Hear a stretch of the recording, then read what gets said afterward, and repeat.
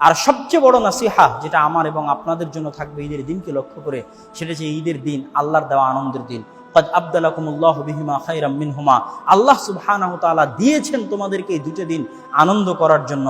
আপনি অন্য দিনে যদি অবৈধ পন্থায় আনন্দ উদযাপন করেন তাহলে যে গুনাহ হবে, ঈদের আনন্দ যদি আপনি হারাম উপায়ে করেন তার চেয়ে ডবল গুনাহ হবে।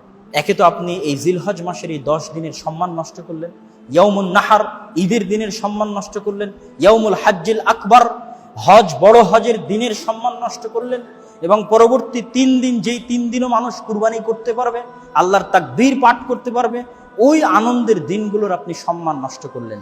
এই যে সম্মান নষ্ট করা, যেমন হারামের এরিয়ার একটা সম্মান আছে, হারামের এরিয়ার মধ্যে যেমন গাছ কাটা নিষেধ, হারামের এরিয়ার মধ্যে যেমন প্রাণী শিকার করা নিষেধ, ওই হারামের এরিয়ার একটা সম্মান আছে। মক্কার হারামের এরিয়া, মদিনার হারামের এরিয়ার একটা সম্মান আছে। ওই এরিয়ার মধ্যে যদি কেউ গুনাহ করে তাহলে ওই এরিয়ার বাইরে গুনাহ করলে যা গুনাহ হবে তার চেয়ে ডবল হবে। ঠিক তেমনি আমরা যেই দিনগুলোতে অবস্থান করছি এগুলো সম্মানিত দিন, এগুলো হারাম দিন, হারাম মাস। 4টে মাস আল্লাহ সুবহানাহু ওয়া তাআলা হারাম করেছে। হারাম মানে সম্মানিত, নিষিদ্ধ এরিয়া। বড় কোনো এরিয়াই নিষিদ্ধ হয়। প্রধানমন্ত্রীর বাসভবন নিষিদ্ধ এরিয়া, সংসদ ভবন নিষিদ্ধ এরিয়া, সবার জন্য প্রবেশ জায়েজ নয়। সম্মানিত জিনিস এই 4টা মাস সম্মানিত, এই জন্য এই 4টা মাসে যুদ্ধ বিগ্রহ নিষিদ্ধ। আশহুর মালুমাত 4টা মাস, তার মধ্যে হজের সাথে এই 3 মাস পর পর, আর ওইদিকে হচ্ছে রজব মাস। তাহলে এই পর পর 3 মাস হচ্ছে হারাম মাস, তার মধ্যে যুলহিজ্জা সবচেয়ে। এই হারাম মাসের মধ্যে আমরা অবস্থান করছি, শ্রেষ্ঠ 10 দিনের মধ্যে আমরা অবস্থান করছি। এই হারাম মাসের মধ্যে শ্রেষ্ঠ 10 দিনের মধ্যে ঈদের আনন্দের মধ্যে মুসলমানের সন্তান হয়ে যদি প্রকাশ্যে গান বাজনা করে আনন্দ উদযাপন করে, বেহায়াপনা বেলিল্লাপনা করে আনন্দ উদযাপন করে, তাহলে এর চাইতে বড় অপমানের আল্লাহ সুবহানাহু ওয়া তাআলার শাআয়ের, এগুলো এক একটা আল্লাহর শিআর, শাআয়ের, শাআইরুল্লাহ, আল্লাহ সুবহানাহু ওয়া তাআলার শিআর, চিহ্ন পৃথিবীবাসীর জন্য। শাআইরুল ইসলাম, ইসলামের শিআর, ইসলামের চিহ্ন, আলামা। অনেক ইবাদত আছে যেগুলো আপনি হুকুম দিয়ে বাস্তবায়ন করতে পারবেন না। দাড়ি রাখা কি? দাড়ি রাখা ফরজ, সুন্নাত, ওয়াজিব, নফল, কি হুকুম দিবেন? সবচেয়ে বড় হুকুম হচ্ছে দাড়ি রাখা, শিআরুল ইসলাম। এটা চিহ্ন মুসলমানদের, যে মুসলমানেরা দাড়ি পরিধান করবে, দাড়ি তাদের থাকবে, এটা তাদের চিহ্ন।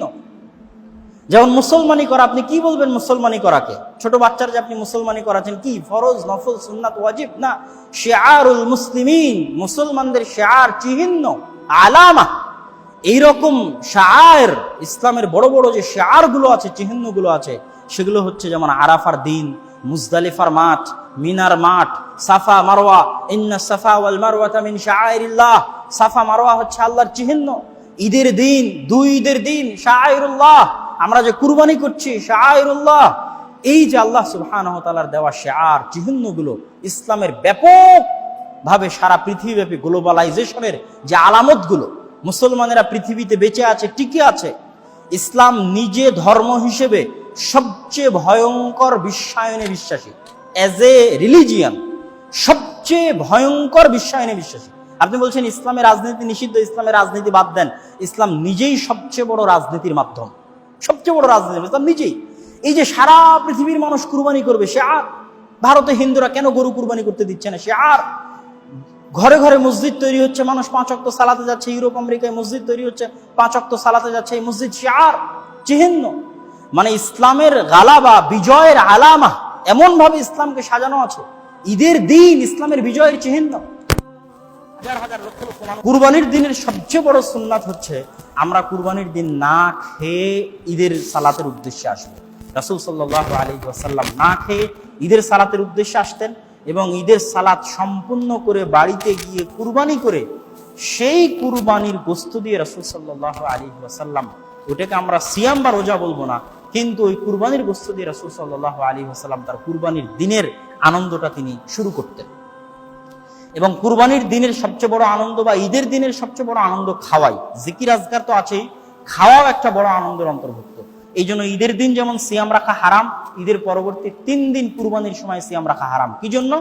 এই আনন্দটা আল্লাহ সুবহানাহু ওয়া তাআলা দিয়েছে আমাদের খাদ্যের জন্য, খাবারের জন্য।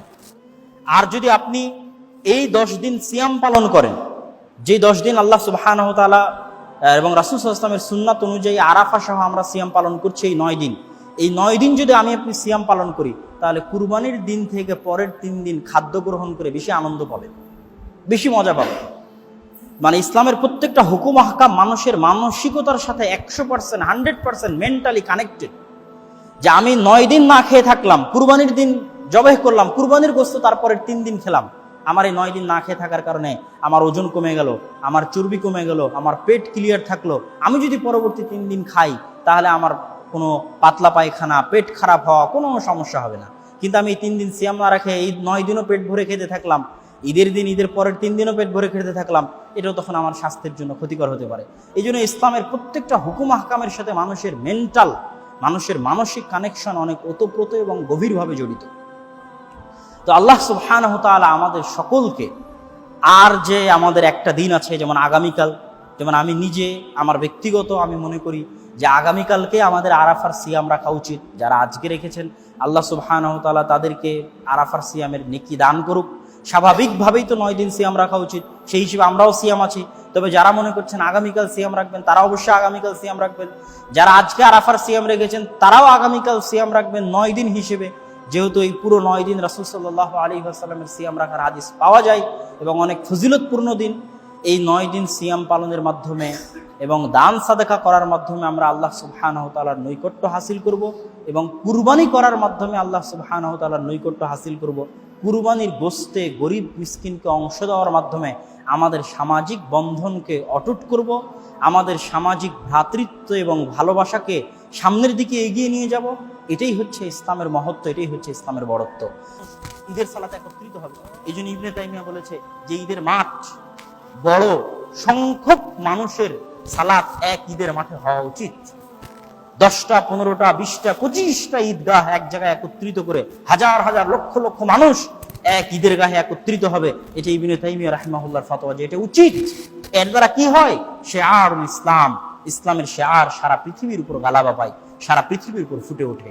তো এইরকম ইসলামের শিআর চিহ্নের দিনগুলো যদি আমরা গান বাজনার মাধ্যমে সেগুলোকে অপমানিত করি, তাহলে আমাদের চেয়ে হতভাগা, আমাদের চাইতে পাপিষ্ঠ, আমাদের চেয়ে গুনাহগার আর কেউ হতে পারে না। অতএব আমরা যেন ঈদের দিনের সম্মান রক্ষা করতে পারি, আমাদের সন্তান সন্ততি, আমাদের উত্তরসূরিরা যেন ঈদের দিনের সম্মান রক্ষা করতে পারে। আর অবশ্যই নিজেদের সন্তান সন্ততিকে কুরবানি করা দেখাবেন, এখানে ভয়ের কিছু নয়। আমাদের ছোটবেলায় সবচেয়ে আনন্দের জিনিস ছিল যে আমরা এক গ্রাম থেকে আরেক গ্রাম, আরেক গ্রাম থেকে আরেক গ্রাম বড় বড় কুরবানি দেখতে যেতাম, এটাই আনন্দ। আর আজকে সেকুলারেরা ফেসবুকে লিখতেছে যে ফেসবুকে কুরবানির ছবি দেওয়া যাবে না, কুরবানি ছোট বাচ্চাদের দেখানো যাবে না, এটা নাকি মানুষের অন্তরে পশুত্ব তৈরি করে। এরা সব হচ্ছে ইসলামের দুশমন। নিজের সন্তানকে পশু কুরবানি করা শিখাবেন, পশু কুরবানি করা দেখাবেন। এগুলো আল্লাহ সুবহানাহু ওয়া তাআলা হালাল করেছে আমাদের জন্য। এর মাধ্যমে মানুষের অন্তর থেকে ভীতি দূর হবে, মানুষের অন্তরে সাহস তৈরি হবে। এগুলো সব কিছুর মধ্যে অনেক হিকমা নিহিত আছে। আল্লাহ সুবহানাহু ওয়া তাআলা যেন আমাদেরকে আমাদের কুরবানি, আমাদের ঈদ, আমাদের আরাফার সিয়াম, আমাদের এই 10 দিনের নেকি সবকিছু সুন্নাত অনুযায়ী পরিপূর্ণ পুঙ্খানুপুঙ্খভাবে পালন করার তৌফিক দান করে। আল্লাহুম্মা আমিন। এবং আমরা দোয়া করি যে আল্লাহ সুবহানাহু ওয়া তাআলা সারা বিশ্বের যে সমস্ত মুসলিম মুমিন যারা যেখানে আছে, বিশেষ করে ভারতের মুসলমানেরা যারা হয়তো ঠিকমতো তাদের কুরবানিটা করতে পারবে না বা হয়তো গরু কুরবানি করতে পারবে না, আল্লাহ সুবহানাহু ওয়া তাআলা যেন তাদের উপর থেকে এই ধরনের বিপদ, এই ধরনের আপদ দূর করে দেয় এবং তারা যেন শান্তি মতো তাদের কুরবানির আনন্দ উদযাপন করতে পারে। আল্লাহ যেন তাদের সেই তৌফিক দান করে। আল্লাহুম্মা আমিন। এবং আমরা সবাই যেন নিজ নিজ পরিবারের পক্ষ থেকে, পরিবারের সবাই আলাদা আলাদা কুরবানি করতে না পারলেও পরিবারের পক্ষ থেকে যেন প্রত্যেকের একটা করে কুরবানি থাকে, এই চেষ্টা যেন আমরা সবাই করি। আল্লাহ সুবহানাহু ওয়া তাআলা আমাদের সেই তৌফিক দান করুক। আল্লাহুম্মা আমিন।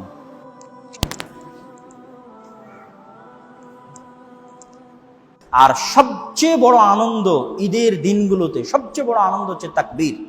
রাসূল সাল্লাল্লাহু আলাইহি ওয়াসাল্লাম এবং তার সাহাবীদের পক্ষ থেকে এটাই পাওয়া যায় যে ঈদের দিন এবং ঈদের পরবর্তী 3 দিন আমাদের সবচেয়ে বড় আনন্দের জিনিস হচ্ছে আল্লাহ সুবহানাহু ওয়া তাআলার বড়ত্ব, আল্লাহ সুবহানাহু ওয়া তাআলার মহত্ব ঘোষণা করা।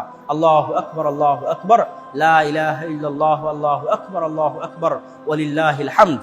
এই যে তাকবীর, এই তাকবীর ধ্বনি ঈদের দিন, ঈদের পরবর্তী 3 দিন এই তাকবীর দিতে থাকা, উঁচু আওয়াজে দিতে থাকা, ঈদগাহে আসার পথে দিতে থাকা, ঈদগাহ থেকে ফিরে যাওয়ার পথে দিতে থাকা, পায়ে হেঁটে ঈদগাহে আসা, পায়ে হেঁটে ঈদগাহ থেকে ফিরে যাওয়া, এবং যানবাহনে না আসা, রাস্তা পরিবর্তন করা, এগুলো সবকিছুই, এবং খোলা মাঠে ঈদের সালাত আদায় করা, আবদ্ধ জায়গায় মসজিদে ঈদের সালাত আদায় না করা, এগুলো সব আল্লাহ সুবহানাহু ওয়া তাআলার বড়ত্ব এবং মহত্ব প্রদর্শনের একটা নিয়ামক, একটা আলামত, একটা নিদর্শন। অতএব আমাদের সবচেয়ে বড় আনন্দ হতে হবে ঈদের দিন যেন আমরা আল্লাহ সুবহানাহু ওয়া তাআলার বড়ত্ব মহত্ব ঘোষণা করার জন্য পায়ে হেঁটে রাস্তা পরিবর্তন করে ঈদের মাঠে আসা, পায়ে হেঁটে রাস্তা পরিবর্তন করে ঈদের মাঠ থেকে ফিরে যাওয়া, মুখে আল্লাহ সুবহানাহু ওয়া তাআলার বড়ত্ব এবং মহত্ব ঘোষণা করতে থাকা।